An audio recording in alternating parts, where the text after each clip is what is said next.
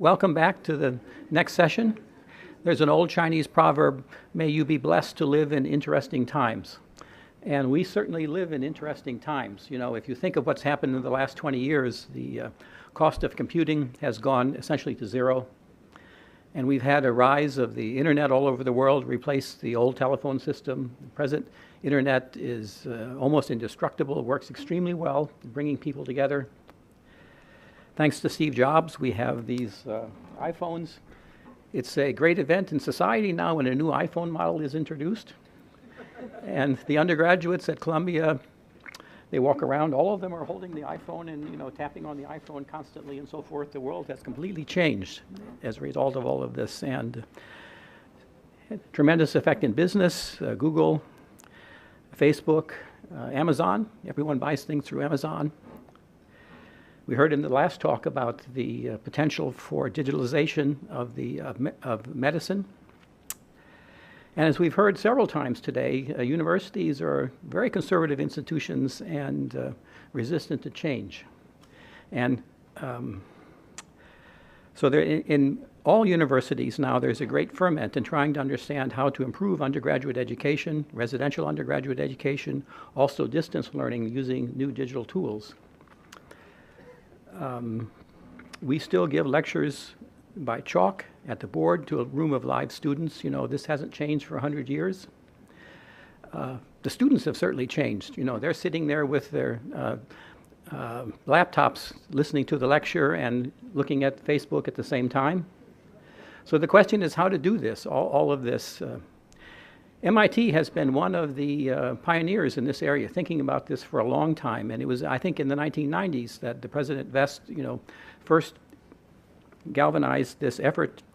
Since the late 1990s, the MIT has posted all of its courses on the internet. And we're quite privileged today to have as our speaker Sanjay Sarma, who just recently was appointed MIT's first director of digital learning. Professor Sarma is the Flowers Professor of Mechanical Engineering, has a PhD from Berkeley, has been at MIT since 1996, and has been a pioneer in his own work in computer-aided design and in the digital learning in the engineering curriculum. And he's also held many high-level administrative positions in the professional engineering societies, IEEE, and so forth. And his talk today will be on lessons in digital learning.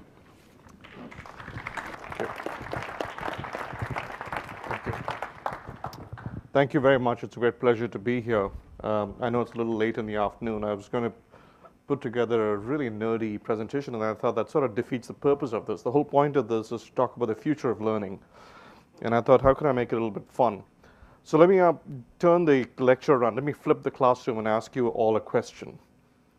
The Western University as we know it, how far back does it go back in history? Anyone? Takers? 3 years? Did someone say 3 years?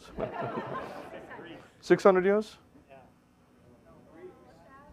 No, not the Greeks. Bologna, very good, thank you, yeah. Bologna, 1088. A lot of controversy about that, actually.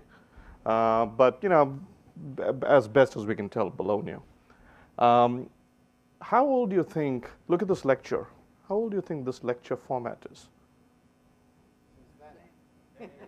This is a picture from about 1308 AD. And if you look at it, you'll see those two guys in the corner that's not paying attention, they're talking to each other. Okay, there's a guy here who's had a late night, right? There's another gentleman there who's reading his iPad, obviously, right? The TAs and the professors have beards and turbans, which I'm fine with as an Indian, so, right? And this is a lecture today. In fact, nothing has changed in academia in 1,000 years. Nothing. I mean, we do it exactly the same as before. Nothing has changed. We have, at the same time, destroyed whole other industries with technologies that have come out of some of the schools represented here.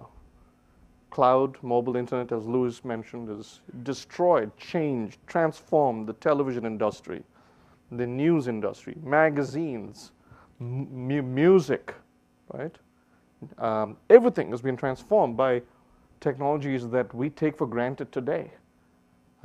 Democratization, Wikipedia. I would argue that in some topics that I teach, Wikipedia is better than many textbooks out there. Dynamics, which is a topic I love. Unbundled services. Remember when you had to buy a whole CD, right? And now you can buy what Steve Jobs really pioneered was a 99-cent song, now $1.29. That's amazing. It's amazing what he did. Yet, with academia, you're in for a 4-year degree whether you like it or not. Right? We've completely resisted the very change we've wrought on others. Crowdsourcing, world and Internet of Things, all sorts of things have happened. Now, it isn't as if academia has not had its disruptive innovations in the hallowed corridors of MIT and Stanford and Berkeley and Princeton. People still talk in hushed tones about the 16th century when that terrible innovation completely transformed our lives, the printing press, right? And here's another innovation. Here's another innovation, probably the most recent one to have hit us, the blackboard. Right?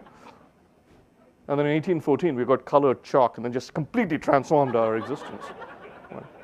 So we live in a world, our industry, our most recent innovation is from 1814, colored chalk. Right? The fact of the matter is, when I give lectures, I actually haven't upgraded to colored chalk. I still use white chalk. It's wax-based, so it's less, it's hypoallergenic, but really nothing's changed. So it was a huge shock to the system when in 2011, MIT announced edX. And I want to pause here for a couple of minutes and tell you the story. So it's actually, I think, a somewhat romantic story. But then I'll give you the history behind it in the slides that follow. You see, Louis mentioned in about 2000, MIT announced OpenCourseWare. And at that time, people thought we were nuts, and we probably were actually, but we did it anyway. And over the last 20, 30 years, we've done a lot of work in technology and computation in learning, everything from Athena to Project Athena, which is a shared file system, to, for those of you who are physicists, TEAL, the TEAL classroom concept, technology enhanced active learning. But frankly, we got a little complacent, and we were sort of sitting on our laurels a little bit. So we received a big shock in the 2011 timeframe when a couple of startups came up on the West Coast with the stated objective of privatizing learning through these new online technologies. The startups are Coursera and Udacity. It was the sort of kick MIT needed to sort of wake up and say, hey, we got to do something about this. So in December 2011, the then provost of MIT, Raphael Dreyfus, now the president, and another colleague of mine, Anant Agarwal, who's really the hero of this part of the story, they sat down and they discussed it. And sometime before Christmas, they announced that in the spring of 2012, they would offer their MIT's first massive open online course. I happen to know the truth because I sort of, I wasn't deeply involved, but I was close enough to see what was happening. They had nothing. Nada. They had no software, they had no content, they had a lot of good intentions, a lot of enthusiasm, and a lot of hubris. So they made the announcement, but I like to say it was like Cortés, burning his ships when he landed in the New World, so that his conquistadors wouldn't pine for the old country. They just made the announcement because they knew that was the only way they could commit themselves. So the next 3 or 4 months, Anant and his colleagues in electrical engineering, computer science, so the people like Jerry Sussman, very famous people, they faculty, students, grad students, they sort of worked. It was a man on the moon type of mission, and they worked 24/7 through Christmas, through New Year. Next 3 months, they put the content together, they slapped together the software, and they launched a course. They launched on time in April 2012. I remember asking Anant a few weeks before the course. He was bleary-eyed, and I said, hey man, how are you doing? How many students do you expect? And he said, I hope no more than 10,000. I hope no fewer than 5,000. More than 10,000, I'm just going to die. Less than 5,000 will be embarrassing. They launched the course and ended up with 155,000 students from, I think, 160 countries. And they knew they were onto something very big. What precisely they were onto, they didn't know yet. But they knew they were onto something big. But they also decided then that we all decided that whatever we did would be not for profit, and the software would be open source. And we already had OpenCourseWare, where the content is open source. So in summer of 2012, Raphael and then our president, Susan Hockfield, met Drew Faust, who's the president of Harvard still, and Alan Garber, who was the provost of Harvard. And together they concocted this new thing called edX. Education X as in for all, et cetera, like TEDx. The MIT and Harvard invested $30 million each. We spun out Alan's team and created edX. He started hiring a few people. The pledge was edX will be a destination for students worldwide to come and take course material for free. And we would be not-for-profit and open source. So that was the creation of edX. And edX was launched with a lot of fanfare. It's been in the news ever since. We're in the news probably every week or every 2 weeks. Much of the news is, I think, sort of misses the point. It's very sensationalist. It makes a good copy, but I think the story is getting lost. And so that's why it's a great honor for me to come to the Dreyfus Foundation, talk to you about, why we did this, and what we're really trying to do. But before I move any further, I want to tell you that it is easy for us to talk in the abstract about this. Has any of you taken a course on Coursera, God forbid, or edX? Yes. So we have a few people who have taken them. Did you complete? Anyone complete? Sharon, thank you. Sharon, I'm sorry, Janet.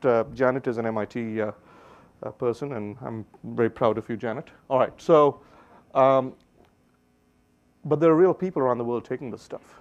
This isn't a sort of an abstract thing that lives in, in some abstract world. I want to tell you the story here. By the way, can you guess where this picture is from? Okay, hold that thought. These 7 young people took the course. The 2 folks sitting in front of the principals of the school, the high school, from which they took the course. The course was 6002X, which is a 3rd semester course, circuits and systems. And I assure you it's not easy. It's a tough course, right? It's like this is the first MOOC that we offered. So now can you guess where they're from? Here's a hint. Mongolia, yeah.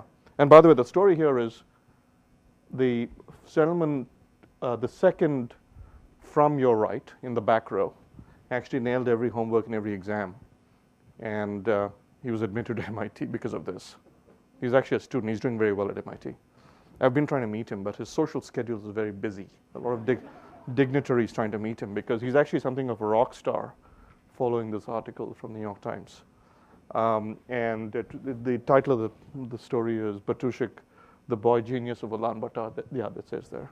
It's a story. In fact, it's a wonderful story. He was trying to build some sort of thing to warn. I think he was trying to warn his sister as trucks rumble by, and he couldn't do it. So he found this gentleman. By the way, is MIT's one alum. That gentleman in Mongolia. They sort of met up. They mentored him. He took the class to build a circuit, learn how to build circuits, and anyway, he ended up at MIT. So let me catch you up on edX, where we are now. edX is, as I said, it's a not-for-profit. It's housed in Cambridge. It's sort of halfway between MIT and Harvard. Anant left MIT on a leave of absence. He's the CEO. They have almost 100 employees. They've signed up more than 50 institutions. The number now is 55. They reached almost 3 million unique learners worldwide. The completion rate, for truth in advertising, is about between 5 and 10%, depending on the class. So that is a little misleading. You can divide that by 10 to see how many people actually finish the course, right? Just so you know. But nonetheless, that's a huge number. In my 20 years at MIT, I've taught 2,000 students or something, so it's still a big number. We've reached 196 countries. I always ask them why they have the plus there. And I wonder if they've discovered a couple of countries aren't really sure about it. They have 4.5 million enrollees. And the number is actually up to 300 courses in English, French, Mandarin, and Hindi. And sort of in a nod to globalization, the Hindi course wasn't developed by an Indian university. It was developed by an Australian university. Although the universities that are members include Columbia, local, but a whole bunch of schools around the world. Tsinghua, IIT Bombay, Caltech Berkeley, McGill, ETH Zurich, et cetera, et cetera. So it's a very broad enrollment, sort of universities, number of universities that have joined the consortium. So what makes a MOOC a MOOC? Just want to spend a few minutes on this. There are really 3 or 4 components. One is videos. Now keep in mind, videos we could have done 15 years ago. Why did it happen today? Videos are not new. We could have done, videos are not special. And everyone sort of thinks that it's all video, but it's not. That's not the central piece of it. The 2 things that make it happen, one less important, the other more important. The less important thing is social media, fora. We are now more used to asking questions, and forums are a place to ask questions. Now, one of the things that we can't scale when you teach online is how do you answer students' questions? The student asks a question, you can't answer it. But what's happened here is what we've discovered in these MOOCs is when a student asks a question, another student can answer the question, often incorrectly, but then someone else dives in and answers the question. And there's a sort of a trajectory that that goes from the question to the right answer, and that trajectory actually has great pedagogical value. And Anand talks about how the first time he taught a course, he had to stay awake night after night, answering questions, and finally he just sort of fell asleep. He said the 7th night sounds biblical. He fell asleep, and apparently the next morning woke up and found magically that questions started getting answered by the population. Because when you have tens of thousands of students, you have a spectrum. You have everyone from the 14-year-old to the 25-year-old who's just trying to, renew her interest or, sort of brush up. And they really sort of self-heal. So the forum is a big deal. But the PSD resistance, the thing that makes it possible is automatic assessments. The one thing that we can't scale in grading is grading. When you have, I have 100 students in my dynamics class, that's a lot of grading. 100,000 students, well, it's impossible. The breakthrough is in our ability to grade automatically. Not multiple choice. We could have done that 20 years ago. It is the ability to grade equations, circuits, circuit diagrams, software code, matrix equations, differential equations, essays, right? If we can make Siri work, we're going to be able to, eventually maybe we'll grade poetry, but not there yet. With many small essays, we're just on the threshold. And then, if you take that a step further, it is rich content. It is harnessing the ability to make simulations, almost video game-like environments, where you can actually do stuff that goes beyond simply answering a question. So let me show you the videos. Transcription, translation, universal genetic code, ribosomes, all very simple. This time we're going to talk about all the variations on the theme. Because it turns out that, well, I think I've already said, life likes tweaking with things. Almost anything gets tweaked and optimized and changed. And now that you have a pretty good handle on how DNA goes to RNA goes to protein, I now want to throw some curveballs at you. Throw some of the complexities. Can you turn down the volume back there? So this, DNA goes to RNA goes so to this, protein. of course, is Eric Lander. You could do worse than have video, lectures given to you by Eric. Eric's a fascinating guy. He's got a way of talking and a way of presenting stuff, as you know, is fairly unique. But the thing that makes it special beyond Eric is, cognitive psychology now, learning science and cognitive psychology sort of used to live in different worlds, and they're coming closer and closer to each other, as many of you may know. And we know that the attention span of the average human being is about 10 minutes. That's about as much cognitive, content we can take, right? But we insist, as a professor, I insist on lecturing for an hour and ranting for an hour and wagging my finger at a student when they lose interest. right? But the fact of the matter is 10 minutes is actually optimal. Now, if you look at cognitive psychology, we also know that stuff goes into your short-term memory, and then it needs to go into your long-term memory, but the passage through which it has to go, to use that as an analogy, is very narrow. So when you start overfilling it, it falls off. And so the best way to do that, there are many techniques, but one of them is retrieval learning, which is you put stuff in short-term memory and instantly start asking questions. Then the student is forced to sort of access stuff from short-term memory, and that promotes the re-assimilation of that into long-term memory. It's no different from RAM as opposed to a disk drive in your computer. We know this, yet we also know it's sort of practically impossible in the regular classroom to give 10-minute lectures. It's impossible, right? Because the setup time. So what this is not just video, but Eric Lander in 10-minute chunks, supported by text, and also, and this is amazing, you can play it fast forward. Students, by the way, go at 2x. I don't know how they do it, but they do. Right? I can do 1.25x. Some people, I actually like this, read this way. You can fast forward, you can search for stuff, you can find something, and you click on it and the video plays. So all these things are possible today. So it's not just video, there's more nuance to it, and I just want to share that with you. So that's the first piece. But the second piece, the piece that really makes this work, is our ability to now start doing automatic grading, which is the retrieval learning business, which is now you've seen the video, and instantly you hit the student within the first 10 minutes with questions that force the student to review what they learned in the last 10 minutes. And that promotes long-term learning. It also promotes something called mastery learning, which is you learn the module really well before you move on. The way lectures work today, certainly in my classes, if I'm lecturing dynamics, let's say I teach my lecture on Monday. After the first 20 minutes of my rant, a student sort of loses focus. They don't understand something. I teach again on Wednesday. I teach again on Friday. My homework goes out on Friday. They return it next Friday. I grade it and return it probably the following week. So something like 6 to 8 lectures might elapse before they get feedback. But with this, I can give instant feedback. So it's a sort of a very interesting thing. This is not about distance learning at some level, right? Kevin Carey, who's not the comedian, who's a writer for the New America Foundation, says, I attended both Eric Lander's lectures that when we first taught this is 700x, and he took the lectures online. And he says, these online lectures aren't the same as the real lectures. He says, they're a lot better, right? Because you can go and review the video, and you can do mastery. So I'm now sort of sharing with you some of the things that we're seeing in terms of pedagogical reasons for doing this. I can't say that this is all planned.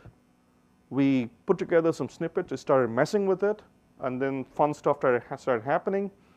Cognitive psychologists got interested. We found research going back 20, 30 years, and the story started to emerge, which was actually quite fascinating. By the way, I should also say that students love that green check mark. There was actually a post from a student that said, I dream of green check marks. So we started selling T-shirts with green check marks on them. The other thing is that I've just shown you one simulation. We have other things. So for example, one of the questions in 6002X asked the student to actually draw a circuit using a web-based scratchpad. And the circuit that the student draws is graded. And then the student can actually simulate the circuit because the system also provides the student a virtual oscilloscope. They can see how it performs, right? So these are the things we can do today that you couldn't do 20 years ago. So this isn't the sort of distance learning that we think about. This isn't even distance learning. This is just a new modality for learning. Now what I'd like to do is talk about MIT, what we're doing residentially, and what our plans are. So what is MITx? So I described to you edX. edX was this new entity we created. The analogy that I use to describe the difference between MITx and edX is think of edX as the platform for a global audience. edX is not, we go and perform there. It's the globe, it's the theater. MITx is a production house. MITx and OpenCourseWare report to me. I'm the director of digital learning. We have an office of digital learning, and we produce the MITx movies that run on edX. Harvard has HarvardX, Berkeley has BerkeleyX, Tsinghua has TsinghuaX, and so on. So we're like Disney, Sony, etc., and we perform on edX. Okay? Now, in order to explain why MIT is doing this, I need to give you a little bit of history, and I'm going to channel my inner Robert Langdon, from the Da Vinci Code. Let me give you a little bit of MIT history, which was actually new to me. I've been at MIT almost 20 years. I didn't really do the research, and I sort of got fascinated by it. Started doing. There's a wonderful book called The Technologist, written by Matthew Pearl, which is a bestseller. It's historical fiction based on MIT. I read it, and it captures a very interesting phase in American history, which I'd like to go into for just a second. When MIT was established, even the word technology was only about 20 or 30 years old. So here comes a man by the name of William Barton Rogers, a Harvard man, and he says there's something wrong with the way education today, the way we educate today. At that time, the preeminent way was sort of the Ivy League Harvard model. I love to make fun of Harvard, so I'll make fun of Harvard again. The Harvard model was to learn science. First of all, to get into Harvard, you had to be a white Anglo-Saxon upper-class Protestant male, right? Right. And then you learn science in Latin by memorization, and frankly, while apologizing to the church, right? That was the sort of trap they were in. Louis Agassiz was the Don there. He was the big man on campus. He was a great natural scientist in his own right, but that was the model he promoted. So along comes William Barton Rogers, and he says, I will establish a new institution that will teach science by a new technique called mens et manus, mind and hand, learning by doing. And I will dignify all the folks who don't go to college, but who work at that time, the tail end of the Industrial Revolution in Rhode Island and Lowell. These are Catholics, African Americans, Jewish people, people who had soot on their hands and grease on their faces. I will bring them onto the campus, and we will learn by doing. That was the philosophy. Right? And in doing so, he took on some really interesting, powerful things that were going on in education. He took on racism. For example, MIT's first African-American student, Robert Taylor, graduated, I think, about 15 years after MIT was founded. MIT was founded, the charter was written in 1861, then the Civil War broke out. Our first students arrived in 1865. I think the first African-American student was 1877. He, by the way, turns out, I found out afterwards, is a great-grandfather of Valerie Jarrett. Right? She came to give a talk at MIT, and at the end of the talk, she mentioned, we were all surprised, we didn't make the connection. First woman student in the first 5 years, Ellen Swallow. So he took on a lot of very fundamental social causes in addition to a pedagogical cause. The pedagogical cause was bringing hands-on activities that we take for granted today into the learning community, bringing the lab into learning. This is a picture from the industrial chemistry lab. That's what they called it, industrial chemistry. It was new at that time to do chemistry, to sort of, learn and then do, learn and do. The reason I say all this is that for us, this runs very deep. This is also called the Constructivist School of Education. Other names you might recognize from the School of Education, School of Learning are Maria Montessori from the 1940s, Waldorf, Dewey, of course the famous Dewey. All these folks had this thinking that was the constructivist approach to education where you learn by doing. And William Barton Rogers was one of the people who sort of instigated that.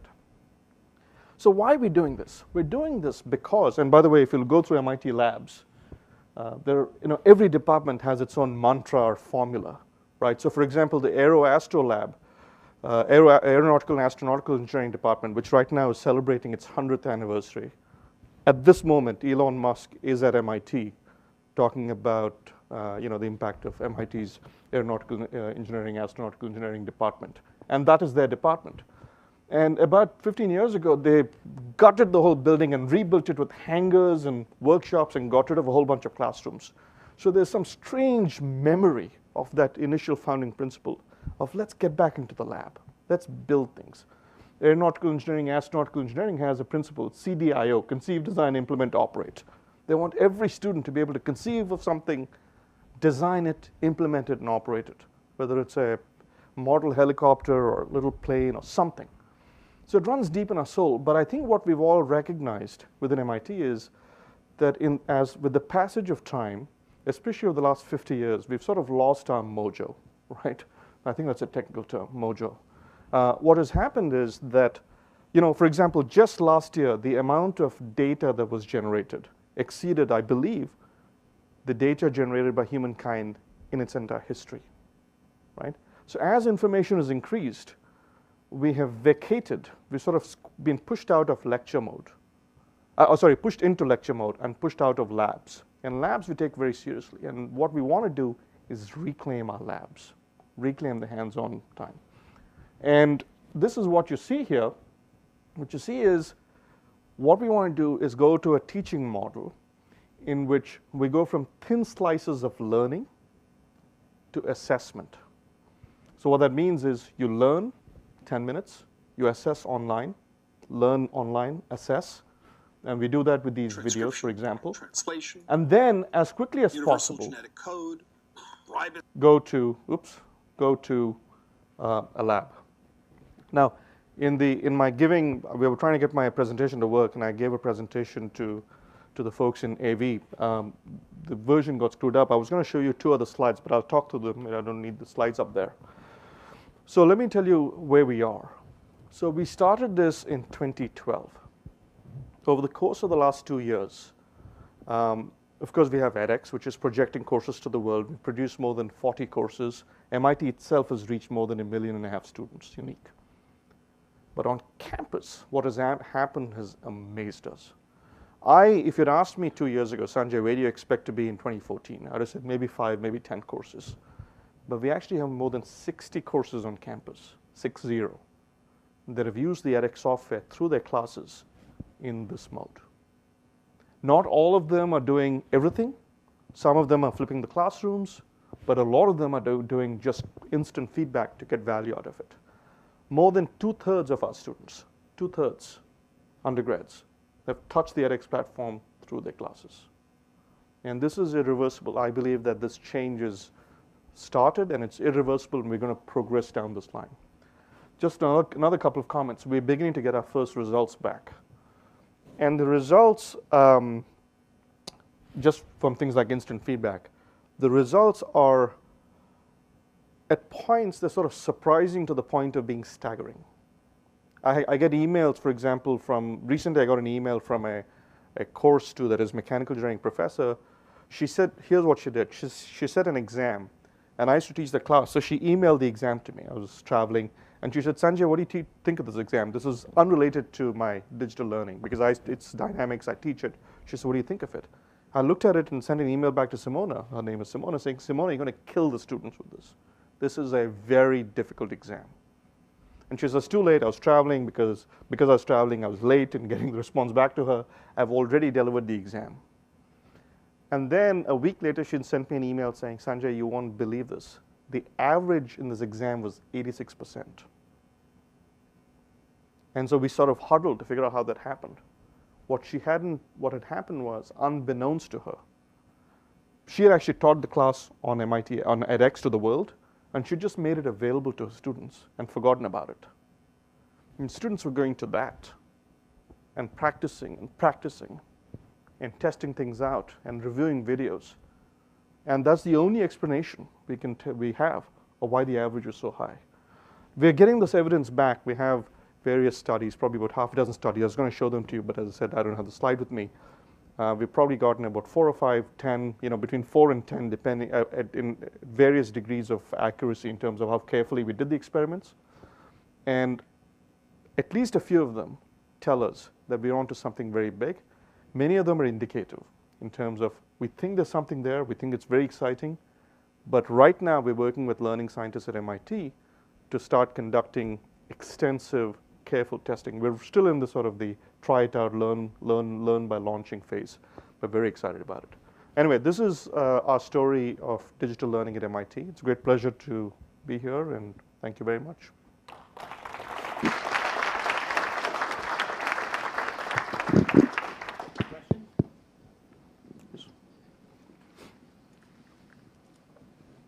My question is, so you say that the completion rate is between 5 and 10%. So what is the plan of closing the loop? There's obviously some psychological, cognitive part that you're not reaching. That is only if you're forced to go to a classroom, sit with other students, that you stick with it. There's probably multiple components. I'm wondering what efforts are going into that. There's been a lot of hand-wringing about that. Oh, the completion rates are only 5 to 10%, but I actually don't buy it completely. First of all, just to be clear, admission rates to MIT are between 7 and 8%, all right? Here we are offering courses to the world. Random people, 14 years old to 80 years old, are signing up. This is a very hard class. It's Eric Lander's biology class, Ananda Agarwal's computer science, electrical engineering class, and 7% are finishing. So I'm going to come to that. But I'm just saying, forget this room. This room actually is a lot worse than the world, just so you know.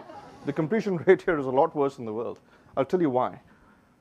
So in fact, I also made the argument, would you like it if our completion rate were 100%? Probably not. Would you like it if it's 0%?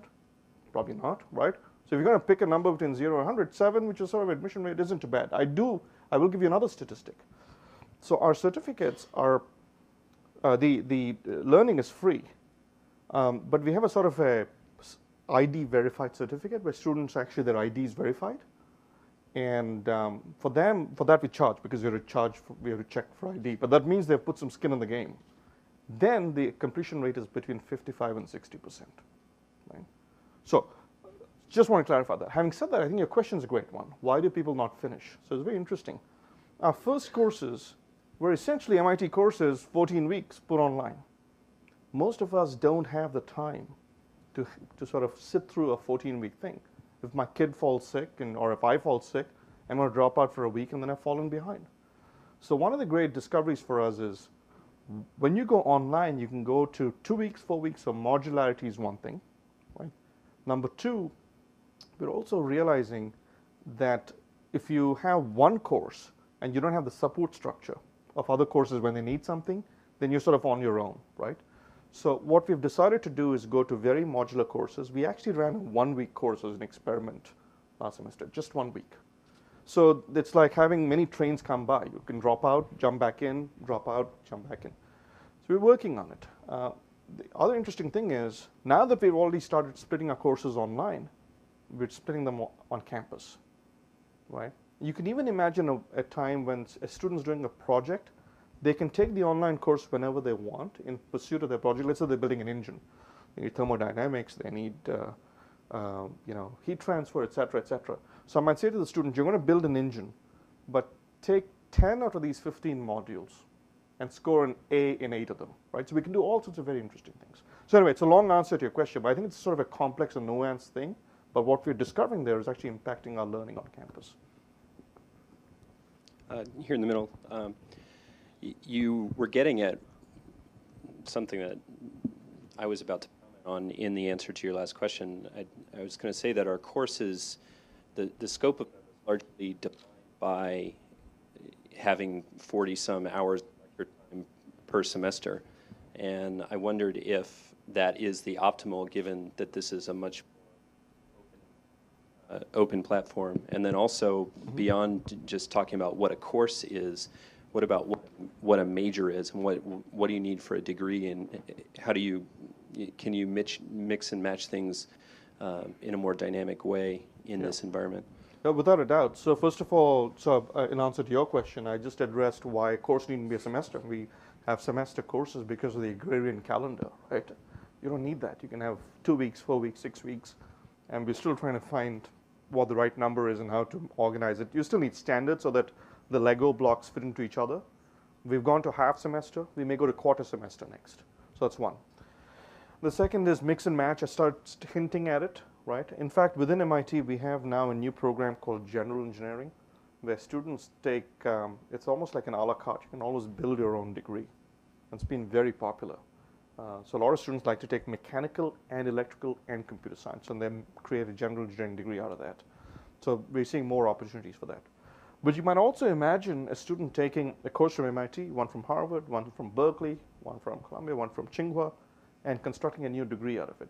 Now, edX doesn't give any credit yet. It's not a credit-granting institution. Nor it certainly doesn't give degrees. But when we figure that out, you can see all sorts of new options. Right? But another thing I'll say is that we have no illusions about is online as good as being on campus at any great institution, any institution, right? We think that when you're on campus, something very special happens. We're not doing online to somehow get rid of campus. We're doing online so that you can enrich the value of the campus, so that the co-presence gives you more rather than because we think somehow it's useless. It's quite the opposite. So I just want to clarify that. So we will never equate an online degree with an on-campus degree, especially for young people. So my comment follows almost directly from that statement, which I wholly support. I'm not a particular proponent of lecture. I think it's a lousy method it's great for information conveyance. It's not particularly great for learning. I think my lectures are great, by the way. I won't dispute that here. So now, and I've experimented with flipping classrooms, right, with senior level students who should be prepared for this. And here's what I think a major challenge will be to this model, and what I hope you will also do to help bring more people on board. We are constantly battling with our students, our very talented students who have many talents, many diversions, many pulls on their time. We are battling against other faculty, against their families, against their health for their time, which is very limited. Students love the model of lecturing because they know exactly how much time you're expecting them to spend, right, with you. When you give lectures online, then expect them to come in class and do problems with clickers or whatever other technology you wish to do, you are subtly saying, you're going to do the lecture on your own time. Right? I'm still going to capture lecture time. I'm just going to replace it with something more useful. And that gets very challenging, especially if everybody decides they want to do that. Suddenly, the students feel like they're in twice as much school. Now, I think we inherently have this understanding this is probably better for them, right? They didn't want to show up to my 8:30 organic lecture anyway, right? And sometimes they don't. Maybe watching that lecture on their own time at midnight or whenever their brain's awake is better than what we're doing now. 2 a.m. Yeah. We know it's 2 a.m. 2 a.m., right? I'm assuming it's around midnight, right? So what we're going to need to see, though, and what we're going to have to be able to tell our students is that this is, in fact, better for you. We have evidence that this is better, and that's hard to get because you need this weird control group who you put into a box with no internet and just a chalk and a chalkboard and an instructor, right? So have you thought about that? I mean, have you thought about what your control group's going to be and how you're going to show us and therefore give us ammunition for our students that this is better, and so I want more of your time? We've thought about it. I don't know if I have an answer, but I can at least address. We've certainly struggled with that question. First of all, learning science. Any learning scientists here? Okay, good. Then I can be. Oh, okay. Then I'll be very careful. Learning science is a hard field because how do you measure, right? Then there are ethical issues. How do you random sample? Students paying tuition to come to MIT. I can't say, hey, randomly you're in this class. They need to have choice. So it's a very hard, as in many social sciences, it's hard to sort of come up with scientific. It's scientific, but you can't come up with black and white news. That's number one. Number two, just to your point. We're trying to be, we haven't been, but we're trying to be careful. In MIT, we count the number of hours. We have 3 numbers, number of hours spent at home on the material, number of hours on the lab, and number of hours in the lecture. And we're trying to make sure that whatever we do, we sort of respect that. Professors are notorious for paying lip service to that, but we're trying to hold ourselves to that, right? Number 3, just in third point, think about it. I was thinking about the other day, students come to MIT to spend 4 years at MIT, but we do very little to tell them about learning science. We never tell them, this is how you ought to learn. We don't, actually one of our courses does, one of the core courses spends a little bit of time on it. Well, I think students need to be in on this. Right now, the first experiment we did, in fact, was very controversial. The students didn't get the memo. They were suddenly sort of thrown into this new way of doing things. They hated it, right? Their learning outcomes improved, but they hated it. So the next time we ran it, we brought the students into the loop. We had, this was 802, our physics class. We had pizza socials. We get feedback. We'd answer questions. And we found a warming trend. Students liked it. They engaged with it better. And the reviews were sort of spectacular, actually. By the end, it was 95% approval rating, right? So we're in the early stages of this. But what I'm saying is that, and we've also flipped classrooms, and we've had mixed results. Some were really great, but some were very modest gains. One was actually worse, right? We think there's something really exciting there. I'm not in a position to tell you right now, slam dunk, here's the evidence. But as an engineer, I can tell you I'm very excited by what I'm seeing. Right? But I'd say we're about a year and a half away from what you're looking for. One last question. This is a really, really exciting program that you guys have been doing now for a while. I wanted to ask, you know, I always worry with the sort of short slice of learning and then immediate assessment. How in that model do you ensure that students don't develop a sort of compartmentalized learning? Yeah. I just spent the last 15 minutes hearing this. The concept I need is in that last 15 minutes. You know, I want to make sure that students can bring in things from prerequisites, things from early parts of the course. What kinds of things do you do to enforce? No, first of all, I think that's a very real problem. You could end up compartmentalizing and making things worse. So, thank you for bringing that up. And I think that's something we need to be very aware of. And so the way we do it in our classes is even when we split the courses, we have more project courses where they get the grand narrative and the arc, right? Where it's the project that weaves everything together. But you could end up, if someone isn't looking at the curriculum from that perspective, you could end up with a bunch of little bite-sized chunks and they don't know how to put together. In fact, we do know that in learning science, so there is evidence that that can happen when you go to sheer learning objectives, measurable outcomes, right? And you just split everything into little chunks. That can definitely happen. So in our case, it works because we are going towards projects. And we hope it'll work anyway, I should say. And we're able to, again, beginning stages, we're able to assess them. But that's a very real fear. Okay, thanks. Sanjay, thank you. Thanks very much. Thanks.